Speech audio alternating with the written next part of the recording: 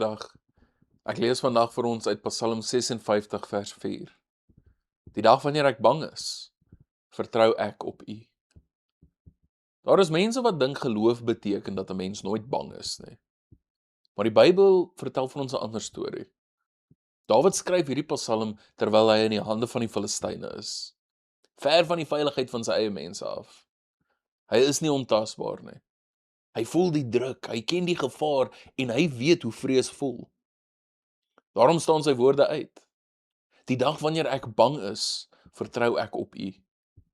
Mens moet oplet dat hy sê nie dat hy nooit bang is nie.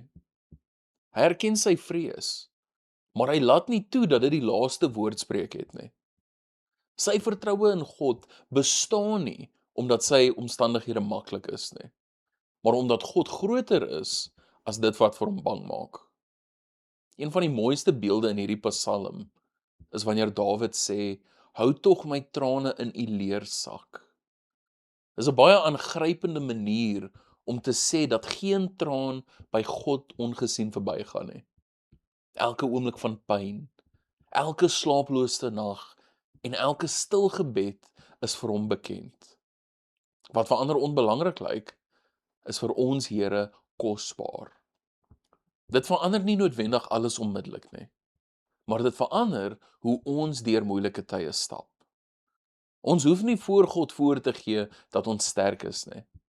Ons mag met ons vrese na hom toe kom, omdat hy reeds weet wat in ons harte aangaan. En juist daar, waar ons swak voel, herinner hy ons dat ons nie alleen staan nie. Miskien is dit waarom Dawid hierdie Psalm afsluit met lof. Die situasie was nog nie noodwendig opgelos nie, maar sy fokus het verander. Hy kyk nie meer na die mense wat hom bedreig nie. Hy kyk na die God wat saam met hom is. Soms begin moed nie wanneer ons vrees verdwyn nie, maar wanneer ons ontdek dat God ook in ons bangste oomblikke teenwoordig is.